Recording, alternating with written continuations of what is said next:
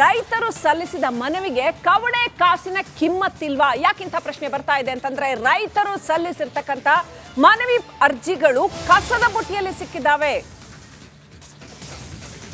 16 ಮನವಿ ಪತ್ರಗಳು ಕಸದ ರಾಶಿಯಲ್ಲಿ ಪತ್ತೆ ಆಗಿದೆ. ಅಂದ್ರೆ ಇವ್ರು ಏನ್ ಮಾಡ್ತಾರೆ, ಮನವಿ ಪತ್ರಗಳನ್ನು ತಗೊಂಡು ಅನ್ನೋದು ಇದರಲ್ಲೇ ಗೊತ್ತಾಗತ್ತೆ. ರೈತರು ಆಮ್ಲಜನಕದ ದುರಂತದ ಕುರಿತಾಗಿ ಸಂತ್ರಸ್ತರು ಸಲ್ಲಿಸಿರ್ತಕ್ಕಂಥ ಮನವಿ ಪತ್ರಗಳು, ಆ ಮನವಿ ಸಲ್ಲಿಸಿದ್ರೆ ಸಮಸ್ಯೆ ಪರಿಹಾರ ಆಗ್ಬಿಡುತ್ತೆ ಅಂತ ಪಾಪ ಎಷ್ಟು ಇನ್ನೋಸೆಂಟ್ ಆಗಿ ರೈತರು ಮತ್ತು ಇತರೆ ಜನಸಾಮಾನ್ಯರು ಮನವಿ ತಗೊಂಡೋಗಿ ಸಲ್ಲಿಸ್ತಾರೆ. ಆದರೆ ಇಲ್ಲಿ ನೋಡಿದ್ರೆ ಕಸದ ಬುಟ್ಟಿನಲ್ಲಿ ಸಿಕ್ಕಿದೆ. ಚಾಮರಾಜನಗರಕ್ಕೆ ಜುಲೈ 10ನೇ ತಾರೀಕು ಭೇಟಿ ನೀಡಿದ್ರು ಸಿಎಂ ಕ್ಷಮೆ ಯಾಚಿಸಬೇಕು ಅಂತ ರೈತ ಮುಖಂಡರು ಆಕ್ರೋಶ ವ್ಯಕ್ತಪಡಿಸುತ್ತಿದ್ದಾರೆ. ಇಲ್ಲದೇ ಇದ್ರೆ ಕಪ್ಪು ಬಾವುಟ ತೋರಿಸ್ತೀವಿ ಅಂತ ಎಚ್ಚರಿಕೆ ಕೂಡ ಕೊಟ್ಟಿದ್ದಾರೆ. ಯಾರೋ ಒಬ್ಬರು ಸಿದ್ದರಾಮಯ್ಯನವರು ಏನು ಚಾಮರಾಜನಗರಕ್ಕೆ ಕೃತಜ್ಞತಾ ಸಭೆಗೆ ಬಂದಿದ್ರು. ಆ ಸಭೆಯಲ್ಲಿ ನಾವು ರೈತರ ಸಮಸ್ಯೆಗಳ ಬಗ್ಗೆ, ಈ ಜಿಲ್ಲೆಯ ರೈತರ ಜ್ವಲಂತ ಸಮಸ್ಯೆಗಳ ಬಗ್ಗೆ ನಾವು ಅವರಿಗೆ ಮನವಿ ಕೊಡೋಕ್ಕೆ ಪೊಲೀಸ್ನವ್ರ ಮುಖಾಂತರ ಹೇಳಿದಾಗ ಪೊಲೀಸ್ನವ್ರು ಒಂದು ಕಡೆ ಕೂರಿಸಿ ನಮ್ಮನ್ನ ಕೊಟ್ಟಿದ್ದಾರೆ, ನಾವು ಕೊಟ್ಟಿದ್ದೇವೆ. ಆದರೆ ಆ ಒಂದು ಮೆಮೊರಂಡಮ್ಗೆ ಗೌರವ ಕೊಡದೆ ನಾವೇನು ಒಬ್ಬೊಬ್ರು ಕೇಳ್ಕೊಂಡಿಲ್ಲ, ಇಡೀ ಜಿಲ್ಲೆಯ ಸಮಸ್ಯೆಗಳನ್ನ ಕೇಳಿದ್ದೇವೆ ಹೊರತು ಯಾರೋ ಒಬ್ಬರನ್ನ ನಾವು ಕೇಳಿಲ್ಲ. ನಿಜವಾಗ್ಲೂ ಸಿದ್ದರಾಮಯ್ಯನಿಗೆ ಇಷ್ಟು ದುರಹಂಕಾರ ಬರಬಾರ್ದು. ಅಹಂಕಾರ ಇರಬೇಕು ಒಂದು ಸ್ವಲ್ಪ, ಆದರೆ ದುರಹಂಕಾರ ಬರಬಾರ್ದು. ಒಬ್ಬ ಮೆಮೊರಂಡಮ್ನ ಕೊಟ್ಟಿದ್ರೆ ಅದನ್ನೆಲ್ಲೋ ಕಸದ ಬುಟ್ಟಿಗೆ ಹಾಕಿದ್ರಿಂದ ಭಾಳಷ್ಟು. ಮೊನ್ನೆ ಮುಖ್ಯಮಂತ್ರಿ ಸಿದ್ದರಾಮಯ್ಯನವರು ಚಾಮರಾಜನಗರಕ್ಕೆ ಬಂದಿದ್ದಂಥ ಒಂದು ಸಂದರ್ಭದಲ್ಲಿ ರೈತ ಸಂಘಟನೆಗಳು, ಸಾರ್ವಜನಿಕರು ತಮ್ಮ ಕುಂದುಕೊರತೆಗಳಿಗೆ ಸಂಬಂಧಪಟ್ಟಾಗಿ ಹಾಗೂ ರೈತರ ಸಮಸ್ಯೆ ಸಂಬಂಧಪಟ್ಟಂಥ ವಿಷಯಗಳ ಬಗ್ಗೆ ಮುಖ್ಯಮಂತ್ರಿಗಳಿಗೆ ಹಕ್ಕೊತ್ತಾಯ ಪತ್ರಗಳನ್ನು ನೀಡಿದ್ದಾರೆ. ಆದರೆ ಮುಖ್ಯಮಂತ್ರಿಗಳು ಹಕ್ಕೊತ್ತಾಯ ಪತ್ರ ನೀಡಿದ ಸಂದರ್ಭದಲ್ಲಿ ಬರೋದು ತುಂಬ ವಿಳಂಬ ಆದರೂ ಸುಧಾ ರೈತರು ಕಾದು, ಸಾರ್ವಜನಿಕರು ಕಾದು ಬಸವಳಿದು ಬಿಸಿಲಲ್ಲಿ ನಿಂತು ಇವ್ರಿಗೆ ಹಕ್ಕೊತ್ತಾಯ ಪತ್ರಗಳನ್ನು ನೀಡಿರ್ತಕ್ಕಂಥ ಹಕ್ಕೊತ್ತಾಯ ಪತ್ರಗಳಲ್ಲಿ ಇವರು ಬೀದಿನಲ್ಲಿ ಬಿಸಾಕಿ ಕಸದ ಬುಟ್ಟಿ ಬಿಸಾಕಿ ಹೋಗಿದ್ದಾರೆ. ಸಾರ್ವಜನಿಕ ಒಂದು ಕಾಳಜಿ ಇರ್ತಕ್ಕಂಥ ಒಬ್ಬ ಜವಾಬ್ದಾರಿಯುತ ಮುಖ್ಯಮಂತ್ರಿಗಳು ಇದನ್ನು ಮುಖ್ಯಮಂತ್ರಿಗಳ ನಿರ್ಲಕ್ಷ್ಯತೆಯನ್ನು ಎತ್ತಿ ತೋರಿಸ್ತಾ ಇದೆ. ರೈತ ಚಳವಳಿಯಿಂದ ರೈತ ನಾಯಕ ಪ್ರೊಫೆಸರ್ ನಂಜುಂಡಸ್ವಾಮಿ ಅವರ ಒಂದು ಹೋರಾಟದಿಂದ ಬಂದಿರತಕ್ಕಂಥ ಒಬ್ಬ ಜವಾಬ್ದಾರಿ ಮುಖ್ಯಮಂತ್ರಿ ಈ ರೀತಿ ರೈತ ಪರ ನಿರ್ಲಕ್ಷ್ಯತೆ. ಈ ಬಗ್ಗೆ ಮಾತನಾಡೋದಕ್ಕೆ ನಮ್ಮ ಜೊತೆ ರೈತರಾಗಿರ್ತಕ್ಕಂಥ ಪ್ರಕಾಶ್ ಹೊನ್ನೂರ್ ಅವರು ಸಂಪರ್ಕದಲ್ಲಿದ್ದಾರೆ. ನಮಸ್ಕಾರ ಪ್ರಕಾಶ್ ಹೊನ್ನೂರ್ ಅವರೇ, ರಾಶಿ ಮನವಿ ಪತ್ರಗಳು ಕಸದಲ್ಲಿ ಬಿದ್ದಿದ್ದಾವೆ, ಏನ್ ಹೇಳಕ್ ಬಯಸ್ತೀರಾ? ಮೇಡಮ್, ನಾವು ಒಂದು ಗೌರವಯುತವಾಗಿ ಏನೋ ಒಂದು ನಮ್ಗೆ ಗೊತ್ತು ಈ ಎಲ್ಲ ಕೊಟ್ರೆ ಪ್ರಾಬ್ಲಮ್ ಸಾಲ್ವ್ ಆಗಲ್ಲ ಅಂತ, ಆದ್ರೂ ಒಂದು ಇದಕ್ಕೋಸ್ಕರ ರೈತರ ಹಿತದೃಷ್ಟಿಗೋಸ್ಕರ ನಾವು ಅವತ್ತು ಮೆರವಣಿಗೆ ಕೊಟ್ಟಿದ್ವಿ. ಆದ್ರೆ ಅಹಂಕಾರ ಬರಬೇಕು, ಆದ್ರೆ ಮುಖ್ಯಮಂತ್ರಿಗಳಿಗೆ ಇಷ್ಟು ದೊಡ್ಡ ಅಹಂಕಾರ ಬರಬಾರ್ದು. ರೈತರು ಬಡವರು ಕಷ್ಟಗಳನ್ನ ಅದು ಸಿದ್ದರಾಮಯ್ಯನವ್ರ ಹಣ ಕೇಳ್ತಾ ಇಲ್ಲ, ನಾವು ನಮ್ಮ ರೈತರ ಹಣನ ಕೇಳ್ತಾ ಇದೀವಿ. ನಮ್ದೇನು ಬಜೆಟ್ ಅಲ್ಲಿ ಇದೆ ಹಣ, ಆ ಹಣದಲ್ಲಿ ಕೆಲಸ ಮಾಡಿ ಅಂತ ಹೇಳ್ತಾರೆ ಸಿದ್ದರಾಮಯ್ಯ ಮುಖ್ಯಮಂತ್ರಿ. ಯಾರಿಂದ ಮುಖ್ಯಮಂತ್ರಿ? ನಾವು ಪ್ರಭುಗಳು, ನಿಮ್ಗೆ ಜವಾಬ್ದಾರಿ ಕೊಟ್ಟಿದೀವಿ ಮಾಡಿ ಅಂತ. ಯಾರ ದುಡ್ಡು? ನಮ್ ದುಡ್ಡು ಅದು. ಕರೆಕ್ಟ್. ನೀವು ಲೂಟಿ ಮಾಡಕ್ಕೆಲ್ಲ ನಿಮ್ಗೆ ಕೊಟ್ಟು ಜನಗಳಿಗೆ, ರೈತರಿಗೆ ಏನ್ ಟ್ಯಾಕ್ಸ್ 75% ರೈತರಿದೀವಿ, ಅದೇ 75% ರೈತರು ಕೊಡಿ ಅಂತ ಕೇಳ್ತಾ ಇದೀವಿ ಹೊರತು ನಿಮ್ ದುಡ್ಡು ಕೇಳ್ತಾ ಇಲ್ಲ ನಾವು. ಯಾವುದೇ MLAಗಳು MP ಗಳು ಅದು ದುಡ್ಡು ಕೇಳ, ರೈತರ ದುಡ್ಡನ್ನ ನೀವು ಕೂರ್ಸಿದೀವಿ ನಿಮ್ನ. ಆ ಜವಾಬ್ದಾರಿದ ಕೆಲಸನ ಜವಾಬ್ದಾರಿಯಾಗಿ ಮಾಡಿ. ಈ ತರ ಮೆಮೊರಂಡಮ್ ಕೊಡೋದು, ಈ ನೀವೆಲ್ಲ ಸ್ಟ್ರೈಕ್ ಮಾಡಿಲ್ವಾ? ಎಲ್ರು ಚಳುವಳಿ ಮಾಡಿನೇ ಈ ದೇಶಕ್ಕೆ ಸ್ವತಂತ್ರ ಬಂದಿರೋದು. ನೀವು ಕೇಂದ್ರ ಸರ್ಕಾರದ ಸ್ಟ್ರೈಕ್ ಮಾಡಿ ನೀವು ಏನು ನಾವು ಇತ್ತಕೊಂಡ್ರದ್ದು ನೀವು ಇನ್ನು GSTನ.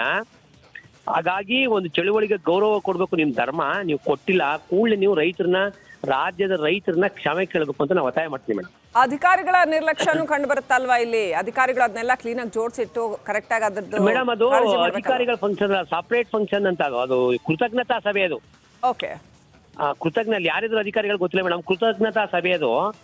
ಹಾಗಾಗಿ ಅದು ಸಪರೇಟ್ ಅವ್ರ ಪ್ರೈವೇಟ್ ಅದು ಸಭೆ ಅದು. Okay madam. ಓಕೆ, ಧನ್ಯವಾದಗಳು ಪ್ರಕಾಶ್ ಹೊನ್ನೂರ್ ಅವರೇ ರಿಪಬ್ಲಿಕ್ ಕನ್ನಡಕ್ಕೆ ಮಾತನಾಡಿದ್ದಕ್ಕೆ. ಆದರೆ ಏನೇ ಇದ್ರೂ ಕೂಡ ರೈತರು ಕೊಟ್ಟಿರ್ತಕ್ಕಂಥ ಮನವಿ ಪತ್ರಗಳನ್ನು ಅಲ್ಲೇ ಕಸದಲ್ಲಿ ಬಿಸಾಕ್ ಹೋಗೋ ಅಂಥದ್ದಿದೆಯಲ್ಲ, ಇನ್ನೆಂಥ ಧಾರ್ಷ್ಟ್ಯ ಇರಬೇಕು ಅದಕ್ಕೆ, ಇನ್ನೆಷ್ಟು ಬೇಜವಾಬ್ದಾರಿತನ ಇರಬೇಕು ಅದಕ್ಕೆ.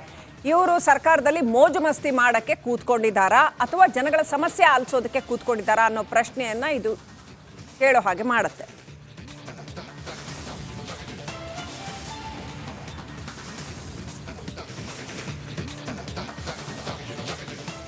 ಹಾಸನ ಜಿಲ್ಲೆಯಲ್ಲಿ ಮತ್ತೆ ಕಾಡಾನೆಗಳು ಅಟ್ಟಹಾಸ ಮೆರೆದಿದ್ದಾವೆ. ತೋಟದ ಕೆಲಸಕ್ಕೆ ಹೋಗಿದ್ದಂಥ ವ್ಯಕ್ತಿ ಮೇಲೆ ಕಾಡಾನೆ ದಾಳಿ ಮಾಡಿರ್ತಕ್ಕಂಥ ಘಟನೆ ನಡೆದಿದೆ. ಸಿಕ್ಕಾಪಟ್ಟೆ ಕಾಡಾನೆ ಕಾಟ ಹಾಸನದಲ್ಲಿ ಮತ್ತೆ ಮುಂದುವರೆದಿದೆ. ಅರಣ್ಯ ಇಲಾಖೆಗೆ ತಿಳಿಸಿದ್ರು ಕೂಡ ಇನ್ನು ಪ್ರಯೋಜನ ಆಗ್ತಾ ಇಲ್ಲ. ಮಹೇಶ್ ಗೌಡ ಅನ್ನುವಂಥ ವ್ಯಕ್ತಿ ತೋಟದ ಕೆಲಸಕ್ಕೆ ಹೋಗಿದ್ರು, ಅವ್ರ ಮೇಲೆ ಒಂಟಿ ಸಲಗ ದಾಳಿ ಮಾಡಿದೆ. ಬೇಲೂರು ತಾಲೂಕು ಕಡೆಗರ್ಜೆ ಗ್ರಾಮದಲ್ಲಿ ಈ ಘಟನೆ ನಡೆದಿದೆ. ಆನೆಯಿಂದ ತಪ್ಪಿಸ್ಕೊಂಡು ಕಟ್ಟಡ ಹತ್ತಿದ್ದಾನೆ ಮಹೇಶ್ ಅನ್ನುವಂಥ ವ್ಯಕ್ತಿ. 6 ನಿಮಿಷ ಆ ಒಂಟಿ ಸಲಗ ಕಟ್ಟಡದ ಮುಂದೆನೆ ನಿಂತಿತ್ತು. ಅಲ್ಲಿ ಯಾವ ಕಡೆನೂ ಕದಲ್ದೇನೆ ಅಲ್ಲೇ ನಿಂತ್ಕೊಂಡು ಗೀಳಿಡ್ತಾ ಇತ್ತು.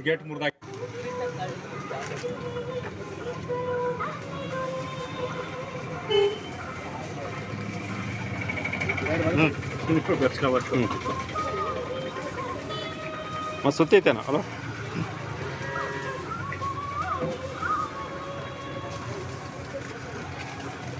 ಸರಿ ಹೆಚ್ಚು ಕಮ್ಮಿ ಒಂದು 20 ನಿಮಿಷ ಹೋಗಿಲ್ಲ ಅವ್ರನ್ನ ಬಿಟ್ಟು. ಹಲೋ ಅಂತ ಆಮೇಲೆ ಫಾರೆಸ್ಟ್ನರೆಲ್ಲ ಕರ್ಸ್ಕೊಂಡು ಬಂದು ಹೋಗ್ತೀನಿ. ಇಲ್ಲ ಮತ್ತೆ ಅಲ್ಲಿ ಅವರಿಗೆ ಫೋನ್ ಮಾಡಿ ಆಟೋ ತರಿಸೋದು. ಫೋನ್ ಇಲ್ಲ ಅಂದ್ರೆ ಕಷ್ಟ ಆಗೋದು. ಹಲೋ ಎಲ್ಲರೂ ಮನೇಲಿ ಇಟ್ಟು ಬಂದಿರಿ ಸುಮ್ಮನೆ. ಹಾಂ ಗರ್ಜೆ ಅದು ಮಹೇಶ್ ಕೊಡು.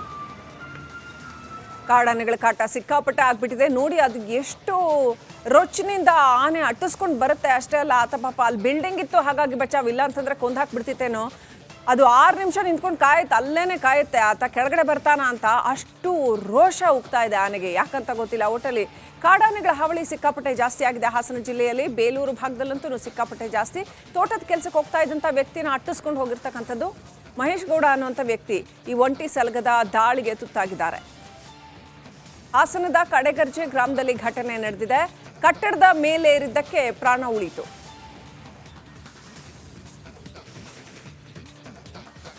ಆನೆ ಮಾನವ ಸಂಘರ್ಷಕ್ಕೆ ಹಿಡಿದ ಕೈಗನ್ನಡಿ ಅಂತಾನೆ ಹೇಳಬೇಕು. ಹಾಸನ ಜಿಲ್ಲೆ ಪದೇ ಪದೇ ಈ ಥರದ ಆನೆ ಮಾನವ ಸಂಘರ್ಷದ ದೃಶ್ಯಗಳು ಕಾಣು ಬರ್ತಾನೆ ಇರುತ್ತೆ. ಅಪ್ಡೇಟ್ ಪಡ್ಕೊಳ್ಳೋಣ. ಪ್ರತಿನಿಧಿ ಖುಷ್ವಂತ್ ಕನೆಕ್ಟ್ ಆಗಿದ್ದಾರೆ.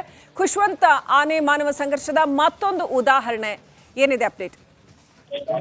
ಶ್ರೀಲಕ್ಷ್ಮಿ, ಕಡೆಕರ್ಜೆ ಗ್ರಾಮ, ಬೇಲೂರು ತಾಲೂಕು ಕಡೆಕರ್ಜೆ ಗ್ರಾಮದಲ್ಲಿ ಈ ಘಟನೆ ನಡೆದಿರುವಂತದ್ದು. ಕಾಡಾನೆ ಹಾವಳಿ ಸಕಲೇಶ್ಪುರ ಮತ್ತು ಬೇಲೂರು ಭಾಗದಲ್ಲಿ ಎಷ್ಟು ಇದೆ ಅನ್ನಲಿಕ್ಕೆ ಈ ಒಂದು ಘಟನೆ ಸಾಕ್ಷಿಯಾಗಿದೆ. ಒಂಟಿ ಸಲಗು ಮಹೇಶ್ ಗೌಡ ಅನ್ನೋರ್ನ ಅಟ್ಟಾಡಿಸಿಕೊಂಡು ಬಂದಿರುವಂತ ದೃಶ್ಯ ಕ್ಯಾಪ್ಚರ್ ಆಗಿರುವಂತದ್ದು CC ಕ್ಯಾಮ್ರಾದಲ್ಲಿ. ಜೊತೆಗೆ ಈ ಒಂದು ದೃಶ್ಯದಲ್ಲಿ ಗಮನಿಸಬಹುದು, ಒಂದ್ ವೇಳೆ ಆ ಒಂದು ಪ್ರದೇಶದಲ್ಲಿ ಕಟ್ಟಡ ಒಂದ್ ವೇಳೆ ಇರ್ಲಿಲ್ಲ ಅಂದಿದ್ರೆ ಬಹುಶಃ ಅವರು ಆನೆಗೆ ಬಲಿಯಾಗ್ತಿದ್ರು ಅನ್ನೋದು ಖಂಡಿತವಾಗೂ ಗೊತ್ತಾಗುತ್ತೆ. ಹೀಗಾಗಿ ಸರ್ಕಾರ ಸಾಕಷ್ಟು ಸಕಲೇಶ್ಪುರ ಹಾಸನ ಭಾಗದಲ್ಲಿ ಆನೆ ಕಾರಿಡಾರ್ ಅನ್ನ ಸ್ಥಾಪಿಸಬೇಕು ಅನ್ನೋ ಕೂಗು ಎಷ್ಟು ಜೋರಾಗಿದೆ ಅನ್ನೋದಕ್ಕೆ ಇಂತಹ ಒಂದು ಘಟನೆಗಳು ಕೂಡ ಆಗಿಂದಾಗೆ ಆಗ್ತಾ ಇರುವಂತಹ ಘಟನೆಗಳು ಕೂಡ ಸಾಕ್ಷಿಯಾಗಿದೆ ಅಂತ ಹೇಳ್ಬೋದಾಗಿದೆ. Thank you Khushwant, ಡೀಟೇಲ್ಸ್ಗಾಗಿ.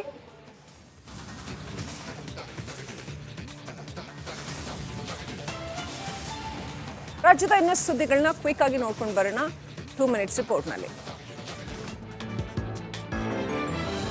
ರಾಜ್ಯದಲ್ಲಿ ಡೆಂಘಿ ಸೋಂಕಿನ ಕೇಸ್ಗಳು ದಿನದಿಂದ ದಿನಕ್ಕೆ ಹೆಚ್ಚಾಗ್ತಾ ಇದ್ದಾವೆ. ಕಳೆದ 24 ಗಂಟೆಯಲ್ಲಿ 437 ಡೆಂಘಿ ಕೇಸ್ಗಳು ಪತ್ತೆಯಾಗಿದ್ದಾವೆ. ರಾಜ್ಯದಲ್ಲಿ ಈವರೆಗೆ ಕಂಡುಬಂದ ಡೆಂಘಿ ಪ್ರಕರಣಗಳ ಸಂಖ್ಯೆ 8658ಕ್ಕೆ ಏರಿದೆ. ರಾಜ್ಯದಲ್ಲಿ ಒಟ್ಟು ಸಕ್ರಿಯ ಪ್ರಕರಣಗಳ ಸಂಖ್ಯೆ 388ಕ್ಕೆ ಹೆಚ್ಚಳವಾಗಿದೆ.